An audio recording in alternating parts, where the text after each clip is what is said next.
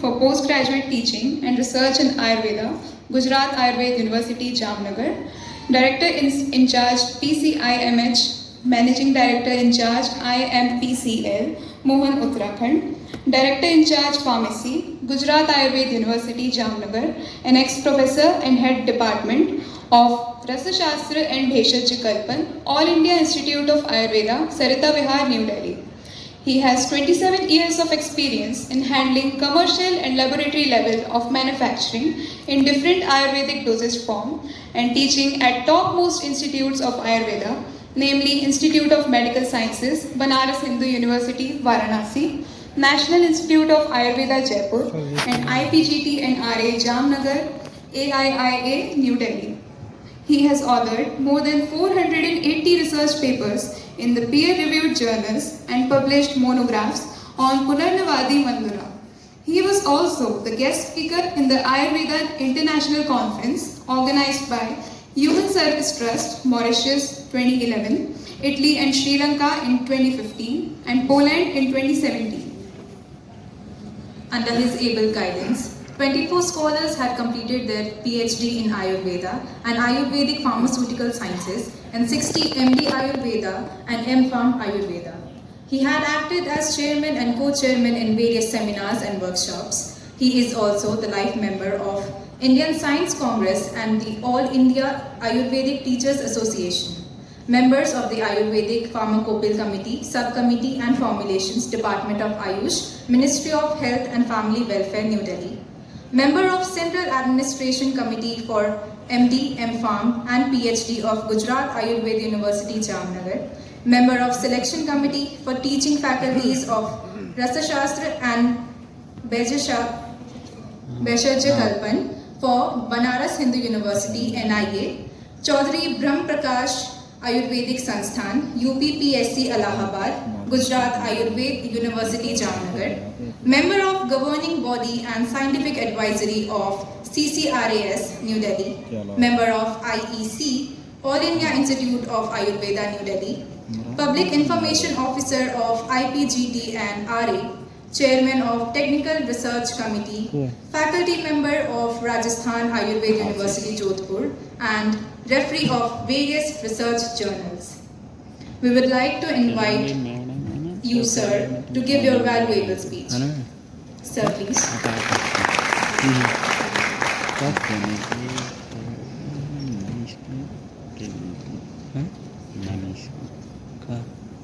Good afternoon. Good afternoon. Yes. Honorable Pro-Chancellor Lieutenant General B.K. Sharma ji, Professor Anil Vasisth ji, Director Madam, distinguished faculty members and dear students. So many things have been explained by Dr. Naveen, which has been conducted in the seminar. As you know, I am the teacher of the Rasa Shastra and Bheshaj Kalpana. Bheshaj Kalpana. And Dravya Guna and Rasa Shastra Bheshaj Kalpana, adjoining both is known as the pharmacy, Ayurvedic pharmacy. So initially, I am also the teacher of the Ayurvedic pharmacy. So know so many things, but when I know the title of this seminar, that is the cardiovascular diseases, their prevention, management and treatment. So I gone through the different parts by the searching the Google search and everything, because generally I am treating my patient by Ayurvedic concept. And we have also Hridaya Roga in my science, and there are 5 types of Hridaya Roga has been described. With the combination of the 5, there are so many types. But as you know, as we know, this is the modern era. We have to have some scientific background, scientific proof, evidence-based studies. So everything is required. During the presentation, oral presentation, I seated here and see the presentation of the scholars. They have collected the material because it is the time of artificial intelligence. In silico study, pharmacogenomics, network pharmacology. So many things coming in picture nowadays. Most recent advances is the new drug delivery system. So everything is in focus nowadays, but as we know, cardiovascular disease, what is the cardiovascular disease? A number of health conditions, nothing specified that it is called as a cardiovascular disease. Everything which is related to the cardiac cycle is known as cardiovascular disease. बहुत आसान होता है, sir थोड़ा सा हिंदी में बोलेंगे हम, क्योंकि इनको थोड़ा सा कुछ कहानियां सुनाएंगे, है ना? कि दिल चाहता है, दिल टूटता है, दिल फटता है, दिल हंसना है, बहुत सारी कहावतें हुई हमारे यहाँ पे। वो इसी दिल की बात करते हैं, या इस दिल की बात करते हैं, क्योंकि दिल बहुत बड़ी बात होती है हमारे।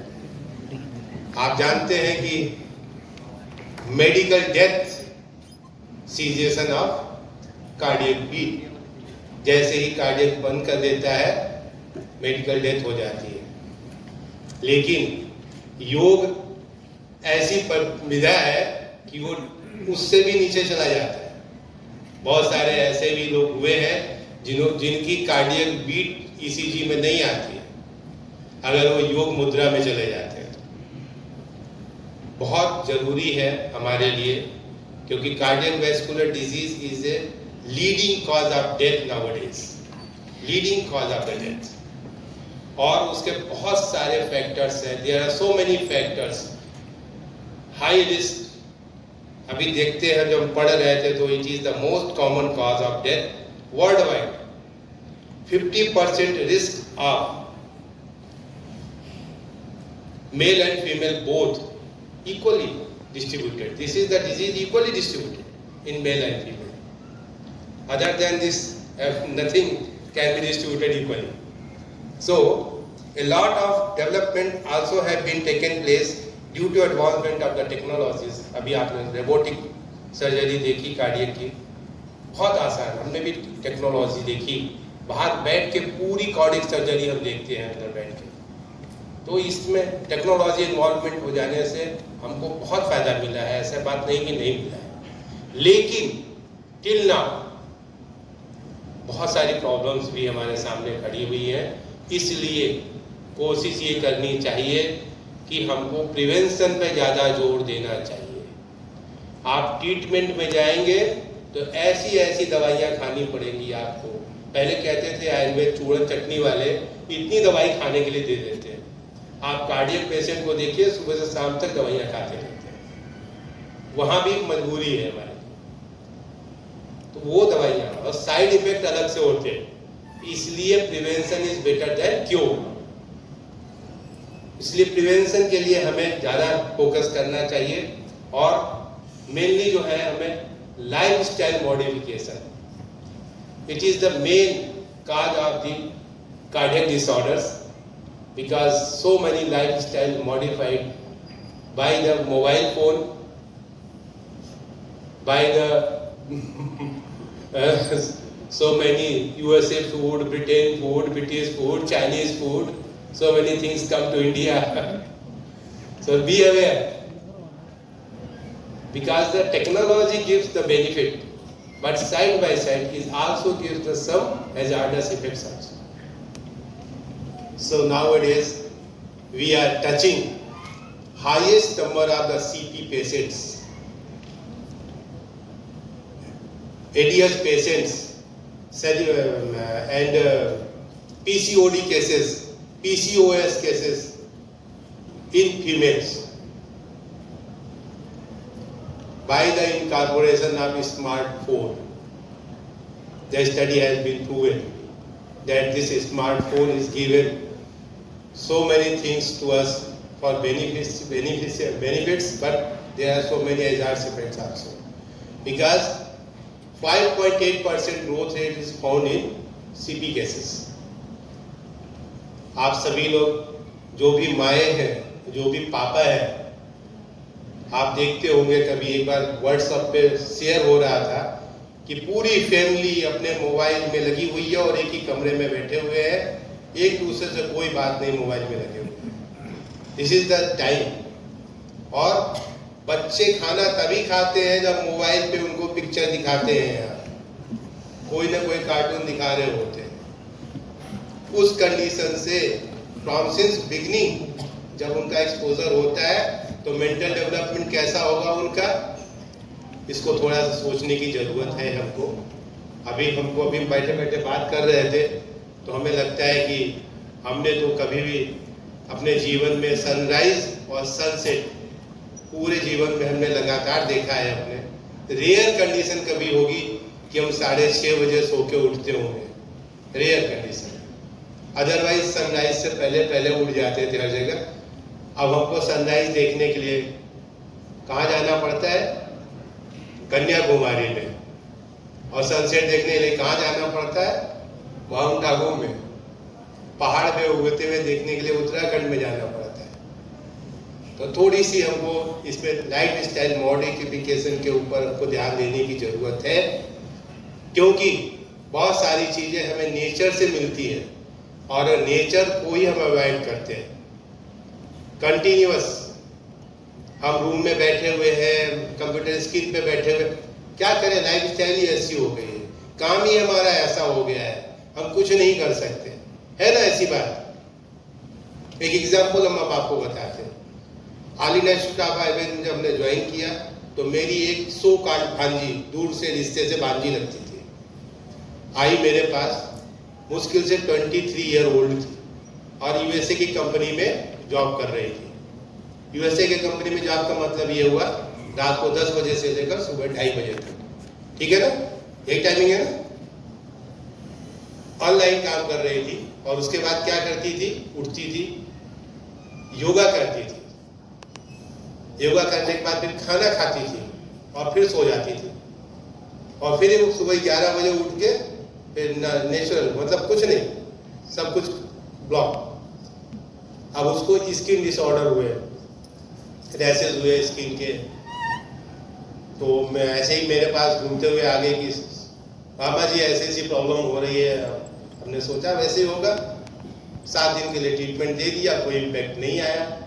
उसके बाद हमने उसकी हिस्ट्री लेना शुरू किया, हमने कहा there is some problem habits में।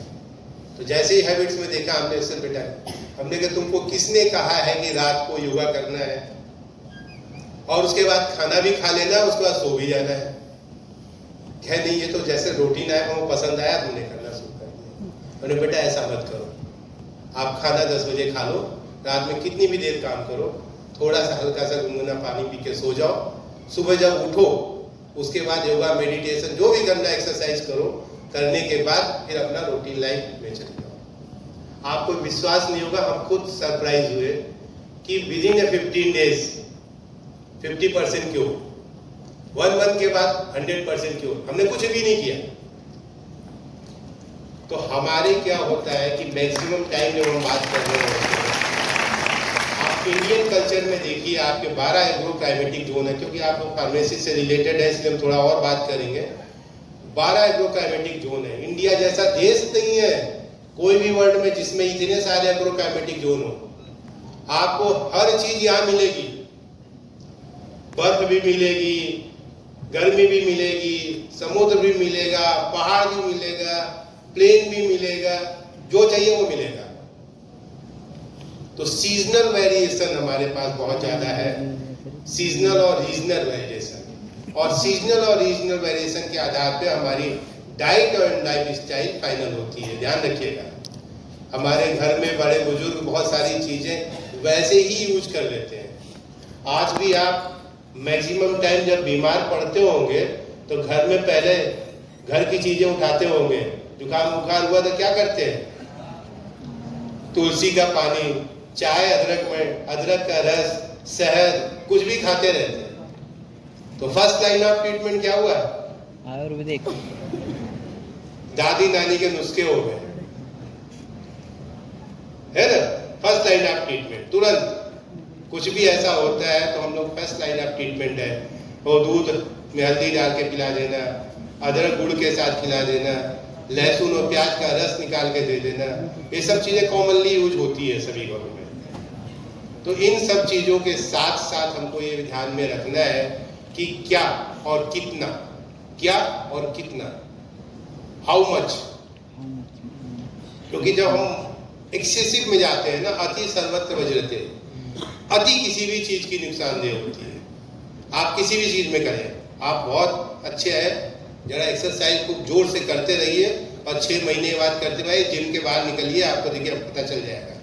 मैक्सिमम टाइम ये कारण है हमारे डिजीजेस का। हम गूगल सर्च करते हैं, विकिपीडिया पढ़ते हैं। आज हमारे साथ बहुत प्रॉब्लम होती है कि पेशेंट मेरे पास ऑलरेडी गूगल पे पढ़ के आते हैं, वो सामने से बताते हैं कि सर हमको ये डिजीज है और इसके लिए हम ये कर चुके हैं, अब इसके आगे और क्या कर सकते हैं, साथ में आप मेटल मिनरल मत देना हमको, है ना? मेटल मिनरल मत देना, केवल हर्बल ही चाहिए उनको। इस ऐसी कंडीशन से आजकल हमारे पास आती है कि अवेयरनेस जब बढ़ती है चीज़ों की तो चीज़ें अपने आप फ्लोरिश होती हैं। और चूंकि डिमांड बहुत ज़्यादा बढ़ चुकी है तो इसीलिए मेरा आप सबसे रिक्वेस्ट है कि थोड़ा सा लाइफस्टाइल मॉडिफिकेशन आप अपने लिए करिए, अपने घर से स्टार्ट करिए, अपने माँ बाप से स्टार्ट करिए, अपने भाई बहनों से स्टार्ट करिए, अपने बच्चों से स्टार्ट करिए, क्योंकि वो जरूरी है। अदरवाइज आगे क्या होगा, हर घर में एक सीपी का पेशेंट, एक एडीएस का पेशेंट होगा। जिन घरों में है जरा उनसे पूछिए क्या हालत होती है। अभी लास्ट वीक ही सर हम इलाहाबाद से इंटरव्यू लेके आ रहे थे फ्लाइट में, एक सीपी का पेशेंट था, 8-10 साल का बच्चा था। फादर उसके कुछ काम पे लगे हुए थे, लैपटॉप पे ही लगे रहे पूरे टाइम, और मदर उसको गोद में ली थी। मदर की गोद में वो एंजाइटी में था बच्चा, चीख रहा था, मतलब चीख तो नहीं रहा था लेकिन ऐसा कर रहा था कि आसपास हम सब डिस्टर्ब हो रहे थे। बीच में फादर उठे और उसके साथ ऐसे ऐसे हाथ रखा, वो शांत हो गया।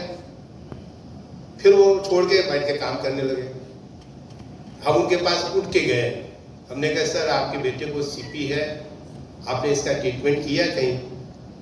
तो कह रहे सीपी का कोई इलाज नहीं है, कोई ट्रीटमेंट नहीं। हमने कहा वो तो हमको भी पता है सीपी का इलाज नहीं है, लेकिन इस एंजाइटी का इलाज है जो उसका एंजाइटी हो रही। कह रहे कहाँ? हमने कहा है, आप जाइए। आप पूछा कहाँ? दिल्ली में रहते हैं, द्वारका में रहते हैं। हमने कहा सरिता विहार में चले जाइएगा, आप पंजाबी बाग में दिखा लीजिएगा जाके, एक बार जाइए तो कम से कम। आपने कह दिया कि कोई इलाज नहीं है तो कोई इलाज, तो डायबिटीज का भी नहीं है। कैसे रिवर्स होने लगी आजकल डायबिटीज, टाइप 2 डायबिटीज रिवर्स कैसे होने लगी? पहले तो नहीं होते थे, पहले तो नहीं। डायबिटीज का कोई इलाज नहीं है, ओबेसिटी का कोई इलाज नहीं है। क्यों नहीं है इलाज? है इलाज, लाइफस्टाइल मॉडिफिकेशन से है इलाज। आप करिए ना, खुद पे आजमाइए और खुद करिए चीजों को। देखिए हम खुद खड़े हैं सामने आके, ब्रोंकोलेस्टमा का केस ठीक होते हुए देखा है आपने? पिछले 15 साल से हमने कोई भी ब्रोंकोडायलेटर नहीं लिया और सीवियर ब्रोंकोलेस्टमा इनहेलर पे चले गए थे, अपना ट्रीटमेंट किया, अपनी लाइफस्टाइल मॉडिफाई की। आज भी हम सबके साथ खेलते हैं क्योंकि हम स्पोर्ट्समैन हैं, हमें क्रिकेट बैडमिंटन मिल जाता तो हम खेलने लगते दौड़ के। और 5 साल 3 साल वो हमारे इतने बुरे गुजरे कि हम चाह के भी नहीं खेल पा रहे थे यंग एज में। तो ऐसा नहीं है कि सारी डिजीज रिवर्स हो सकती है। मॉडिफाई करिए, लाइफस्टाइल मॉडिफाई करना है आपको अपने। हाई रिस्क सीबीडी के लिए जब बात करते हैं हम लोग तो सबसे ज्यादा type 2 diabetes and obesity is the cause. ये 2 कॉजेज है हमारे पास कार्डियोवैस्कुलर डिजीज के। या पंजाब की मक्के की रोटी, सरसों का साग और ये बड़ा हुआ गिलास लस्सी वाला दूध, मलाई मार के दूध, है ना? ये आपको इसलिए बोल रहे हैं कि ये सब चीजें आपके लाइफ में गुजर चुकी होंगी। अब पंजाबी भाई को हम केरल का सांभर और चावल खिलाएं तो क्या उसको सूट करेगा? करेगा ही नहीं, उसको तो मोटी रोटी चाहिए। और केरल वाले को मक्के का साग और मक्के की रोटी और सरसों का साग खिलाया तो सूट करेगा? कभी नहीं कर सकता। आंध्र प्रदेश में है, ये सब लोग बैठे हुए, ऐसा बात हो रही थी मेरी, कितना जबरदस्त लाल मिर्च खाते हैं, उनकी चटनी जो है आप जरा मुंह में रखिए तो तड़तड़ा जाते हैं। इसलिए हर डाइट के साथ दही जरूर खाते हैं, काउंटर करने के लिए दही खाया जाता है। दही, कर्ड राइस मेन डाइट में है। ऐसे ही हर जगह का अपना अपना एक डाइट रिजीम है, हर स्टेट का अलग अलग है। हम तो जोधपुर गए तो जोधपुरी मिठाई तो इतनी फेमस है कि पूछिए मत, वर्ल्ड वाइड मिलती है, कहीं भी ले लीजिए जोधपुरी मिठाई। और वहाँ के मिर्ची बड़े, अब मिर्ची बड़े नवरात्रि चालू हो गया ना, तो व्रत वाले मिर्ची बड़े भी मिल रहे हैं वहाँ पे, सिंघाड़े के मिर्ची बड़े बना के दे रहे हैं। उन्हें गजब भाई खाने वाले लोग हैं। फास्ट नवरात्रि में व्रत रहा जाता है, फास्ट साल में 9 दिन ऐसा रहता है कि हमें लाइट खाना खाना है, और उसी समय हम सबसे ज्यादा हैवी खाना खा रहे होते हैं। क्यों? घी, आलू और जी जितनी चीजें हैं गिन लीजिए आप, हमारी डाइट हैवी हो जाती है। वो नहीं करना है, हमको ही ध्यान रखना है। तो इन चीजों को ध्यान में रखते हुए मेरा आप सबसे निवेदन है कि अगर कार्डियक डिजीज में है, हम ध्यान रखें अपने बॉडी वेट इम्पोर्टेंट है हमारे हाइट के अनुसार, आपने सबने पढ़ा हुआ है। अगर हम 5 to 10% बॉडी वेट रिड्यूस कर लेते हैं अपना, तो हम कार्डियक डिजीज को 30% तक रिड्यूस कर जाते हैं। ठीक है ना? Then regular exercise. आप मैक्सिमम कितने बच्चे हैं रेगुलर एक्सरसाइज करते हैं? प्लीज। सुबह 6 बजे उठने वाले कितने हैं? गुड, फिर भी बहुत है, और फिर भी बहुत है। पूरी रात ही नहीं सो रहा।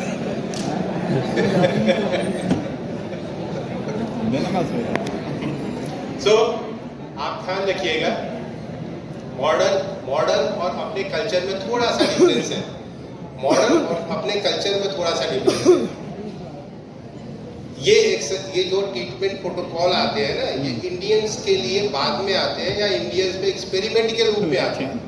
हम इंडियन एक्सपेरिमेंट्स हैं बाकी लोगों के लिए, क्योंकि पॉपुलेशन हमारी सबसे ज्यादा है। गिनी पिग की तरह हम काम में आते हैं। सारी ड्रग्स रिसर्च होती है अमेरिका में, और ट्रायल होता है आके इंडिया में, है ना, और उसके बाद बताया जाता है।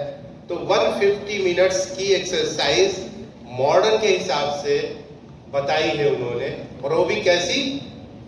रिगरस एक्सरसाइज बताई, 150 मिनट। हमारे इंडियंस के लिए 150 मिनट्स की एक्सरसाइज नहीं अलाउड है। Be alert. Chairman UPSC Allahabad 1 घंटे की फास्ट वॉक कर रहे थे, और हमसे बात हुई तो हमने कहा आपको किसने बोला फास्ट वॉक करने के लिए 1 घंटे के लिए? 20 मिनट की फास्ट वॉक सफिशिएंट है इंडियंस के लिए। 20 मिनट से ज्यादा फास्ट वॉक नहीं करनी है हमको। हमारा एक कंसेप्ट है कि एक्सरसाइज करते करते अगर पसीना आ जाए माथे पे, पसीने के बूंद आ जाए, तो उसके बाद एक्सरसाइज नहीं करनी चाहिए। और हर एक्सरसाइज करने के बाद अपने ब्रीथिंग एक्सरसाइज को नॉर्मल करना होता है। हम योग और मेडिटेशन की बहुत बातें करते हैं, कुछ भी करने लगते हैं, ये एक्सेप्टेड नहीं है। उसका एक सिस्टम है, रिदमिक सिस्टम है, उस रिदमिक सिस्टम में आपको जाना पड़ेगा। इंडियंस सबसे कम डेथ रेट रहा कोविड में, क्योंकि उनके लंग्स पहले से पोल्यूटेड थे बहुत सारे। बचपन से हमने बहुत एक्सरसाइज की है हर पोल्यूशन में, है ना, हम हर सिचुएशन में अडॉप्ट किए अपने आप को, इसलिए हम सरवाइव कर गए सबसे ज्यादा। और जिन लोगों ने उस समय पल्मोनरी एक्सरसाइज की, वो बड़ी जल्दी ठीक भी हो गए। तो बाबा जी का कंट्रीब्यूशन थोड़ा बहुत तो रहा है इसमें, ज्यादा तो नहीं रहा, लेकिन थोड़ा बहुत आप मानते हैं उसको, कि उन्होंने बहुत कपालभाति सब करा के लोगों को मजबूत कर दिया था। लेकिन ध्यान रखना है आपको, क्योंकि अमेरिकन हार्ट एसोसिएशन जो है वो बोलता है कि 150 मिनट्स का जो है हमें एक्सरसाइज करना चाहिए, moderate to intensive physical exercise. लेकिन हमारे लिए ध्यान रखिएगा, किताब पढ़ के अप्लाई करिए जरूर, लेकिन कितना हमारे लिए ज़रूरी है वो हमें एसेस करना पड़ेगा, और इसी के लिए टीचर चाहिए पड़ते हैं। इस बात को भी ध्यान रखिएगा, हर चीज़ आपको आर्टिफिशियल इंटेलिजेंस में नहीं मिल जाएगी। जब डिस्कशन हो रहा था आर्टिफिशियल इंटेलिजेंस का, तो हमने IIT में चल रहा था, हमने एक ही बात उठाई, सर आप 0.001% डेथ अलाउ करते हैं क्या? 1000 में से एक पेशेंट को मारना चाहते हैं क्या? अलाउड नहीं है, अलाउड नहीं है।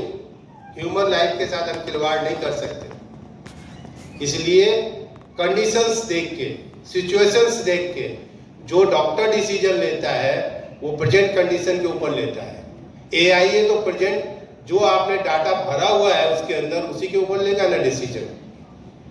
तो सुपर ब्रेन की कंसेप्ट जो आया है हमारा, उसको एनालाइज करिए प्लीज, क्योंकि मैक्सिमम टाइम डॉक्टर्स हमारे जब फेल होते हैं तो केवल रिपोर्ट के आधार पे फेल हो जाते हैं, वो पेशेंट से ज़्यादा रिपोर्ट पे बिलीव करने लगते हैं। बहुत सारे पेशेंट्स ऐसे होते हैं जिनका 300 ब्लड शुगर होने पे भी नॉर्मल है, और बहुत सारे ऐसे होते हैं कि 150 पे ही जवाब देने लगते हैं। तो वो उनकी एडॉप्टेबिलिटी है, एडॉप्टेबिलिटी के आधार पे अगर हम उनको इम्प्रूव करा दें तो उनका सर्वाइवल रेट ज़्यादा हो जाता है। तो इन चीज़ों को भी ध्यान में हमें रखना है। डाइट और लाइफ स्टाइल की बात जब हम करते हैं तो हार्ट हेल्दी डाइट बहुत इंपॉर्टेंट है हमारे लिए, जहां हम पॉलीसेचुरेटेड फैट की बात करते हैं और ओमेगा 3 की बात करते हैं। ओमेगा 3 सबसे ज़्यादा कहाँ मिलता है?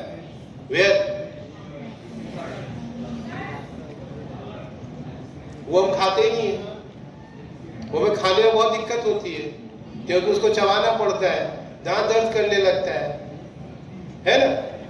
और आज आप उसको गर्म कर दीजिए, उसका मॉडिफाई कर दिए फॉर्म, ओमेगा 3 गायब हो जाता है।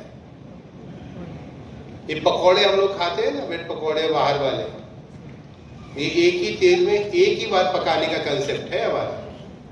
दोबारा वो तेल यूज नहीं करना, दोबारा वो घी यूज नहीं करना है, लेकिन वही तेल और घी कई बार यूज होता है, रिसाइकल होता है, तो उसमें वो क्वालिटी नहीं रहती है। इस बात को ध्यान रखना है आपको, ठीक है ना। Vegetable, fresh vegetables and fresh fruits, वो भी सीजनल। हार्ट के लिए कौन से फ्रूट्स हैं सबसे अच्छे?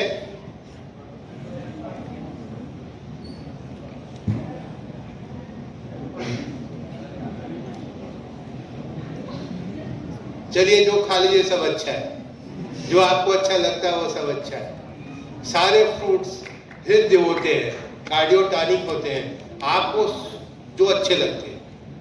ये मेरा कंसेप्ट, अपना कंसेप्ट है ये। आपको कभी हो सकता है बहुत से लोगों को अनार अच्छा नहीं लगता है, बहुत से लोगों को एप्पल अच्छा नहीं लगता है, बहुत से लोगों को आम अच्छा नहीं लगता है, लेकिन जिनको अच्छा लगता है उनके लिए वो कार्डियोटॉनिक है। क्यों? सेटिस्फैक्शन होता है मेंटल, और वो उसके मैसेज देता है जाके, हार्ट अपने आप उसी हिसाब से काम करता है। कंडीशंस देखिए, हमारे सामने बहुत बड़ी बड़ी कंडीशंस आती हैं, आप किस कंडीशन को बियर करने की कैपेसिटी है आपके अंदर। हम यहाँ खड़े होकर बोलने लगे, हार्ट मेरा धक धक धक धक धक धक धक धक करने लगा, लेकिन जब 10 बार बोलेंगे ना तो ये अपने आप काम करने लगता है। तो इसको कंट्रोल करना हमारे अंदर है, हमारे न्यूरॉन्स के अंदर है, हमारे जितने भी हार्मोन्स रिलीज हो रहे हैं उसको कंट्रोल करने की कैपेसिटी वो हमें डेवलप करनी है। एनी हाउ, किसी भी कंडीशन में, चाहे कैसी भी कंडीशन हो, सामने शेर ही क्यों ना खड़ा हो, अगर आपके अंदर वो कैपेसिटी है तो आप बच जाओगे। देन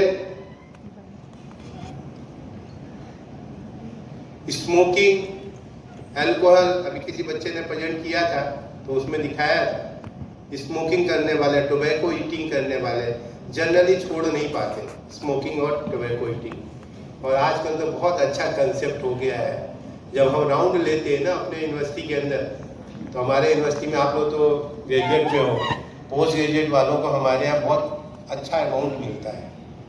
उनकी एक महीने का स्टाइपेंड जो है 85,000 से लेकर 1.25 लाख तक का है, और वो बच्चे वहाँ हॉस्टल में हमारे जो क्वार्टर्स हैं उसमें लेके रहते हैं और हर क्वार्टर के बाद बाहर 200 150 वाइन की बोतल मिली है हमको, बियर बोतल। सामने दुकान है, हम मना नहीं करते हैं, हम कहते हैं कि हर चीज़ का एक्सपोजर होना चाहिए, लेकिन ये एक्सेसिव है। जब छापा मारा आपने 4-5 को पकड़ा, तब कान पकड़ के बोले कि आगे से नहीं करेंगे। हमने कहा जरा बोतल निकालना कितनी है तुम्हारे से। 1 घंटे के अंदर 350 बोतल निकल गई। 1 घंटे के अंदर 350 बोतल।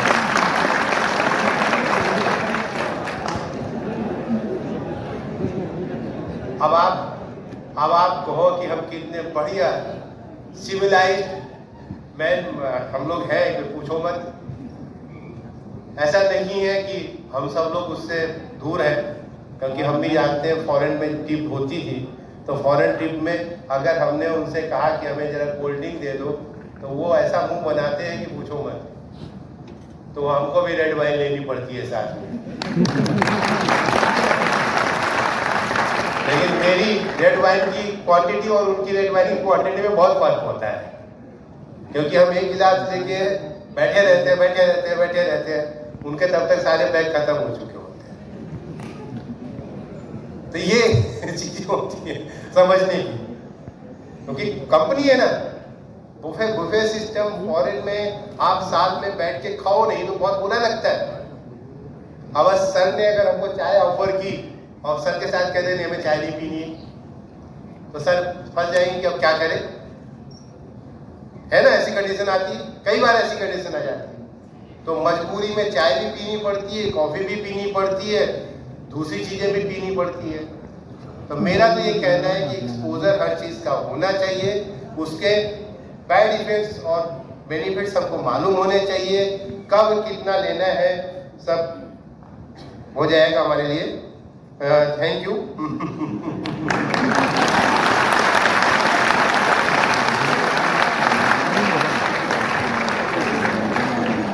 2 पॉइंट छूटे थे, वो भी और बोल दे आपको, क्योंकि टीचर है छोड़ेंगे नहीं।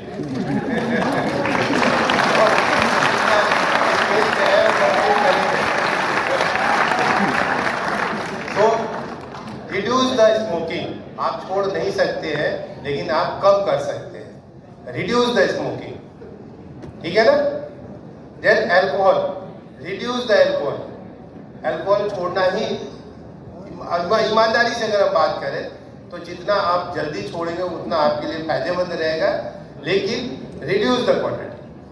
देन एयर पोल्यूशन, दिल्ली जैसी जगह में रहते हुए आप एयर पोल्यूशन जहाँ भी है, ऐसा नहीं केवल दिल्ली में ही है, मुंबई, कलकत्ता, चेन्नई, इवन देन हम जोधपुर में गए तो दिल्ली और जोधपुर में एयर पोल्यूशन एक ही है, जबकि जोधपुर तो बहुत खुला हुआ सिटी है। जब हमने उसका वो देखा वहाँ पे पैरामीटर, तो हमने अरे ये तो दिल्ली जैसा ही हो गया। तो एयर पोल्यूशन से बचने के लिए बीच बीच में पिकनिक करते रहिए, है ना। थोड़ा उत्तराखंड चले जाइए, थोड़ा उधर केरल में चले जाइए, कर्नाटक में घूम आइए, तो अपने हिसाब से जैसे जिसको जरूरत मिले। टाइप 2 डायबिटीज और ओबेसिटी पे मेन कंसंट्रेशन होना चाहिए आपका। वहाँ पे अगर आपने कंसंट्रेट किया, एक एग्जाम्पल हम और आपको कोट कर दें, क्योंकि टाइप 2 डायबिटीज रिवर्सल है, ओबेसिटी भी रिवर्सल है, कोई दिक्कत नहीं है। उसके साथ थोड़ी सी स्ट्रिक्ट हमको डाइट लाइफस्टाइल मॉडिफिकेशन करना पड़ता है दवा के साथ, तो दवाइयाँ हट भी जाती हैं। ऐसा नहीं कि नहीं हटती हैं, हट जाती हैं। लेकिन अगर आप नहीं करेंगे तो इंसुलिन बढ़ती चली जाएगी और थोड़े दिन बाद रेटिनोपैथी होगी, किडनी डिजीज होगा, न्यूरोपैथी होगी और बाद में अल्लाह मियाँ को प्यारे हो जाएगी।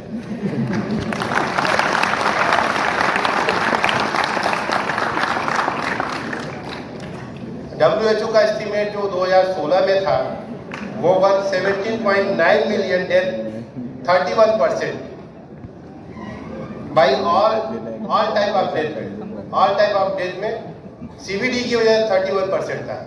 और प्रपोज्ड एस्टिमेटेड क्या है उनका, 2030 तक 23.6% उन्होंने दे दिया है, 23.6 मिलियन डेथ। अब आप देख लीजिए बढ़ाना चाहते हैं कि घटाना चाहते हैं।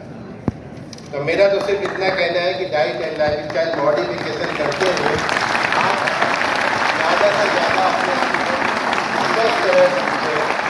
क्योंकि जब नवीन ने कहा कि आपको आना है तो हमको समझ में नहीं आया कि हम क्या बोलेंगे आके यहाँ पे। हमें नहीं पता था, हम सोचे थे मेडिकल कॉलेज की कॉन्फ्रेंस हो रही है, हमें क्या पता था कि फार्मेसी कॉलेज की थी। हमारे पास तो घंटों बोलने के लिए है आपके लिए। Thank you.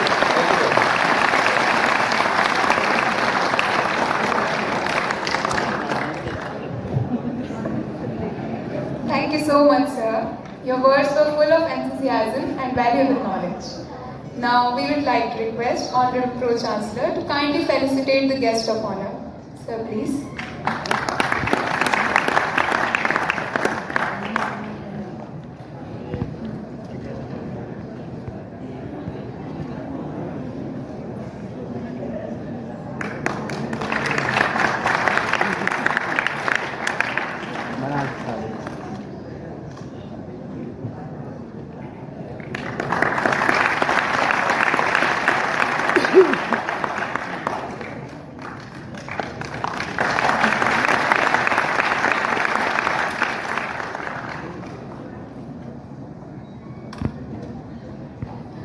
Talent and skills are the crops that are nurtured, groomed, and given all possible opportunities, grow and bloom.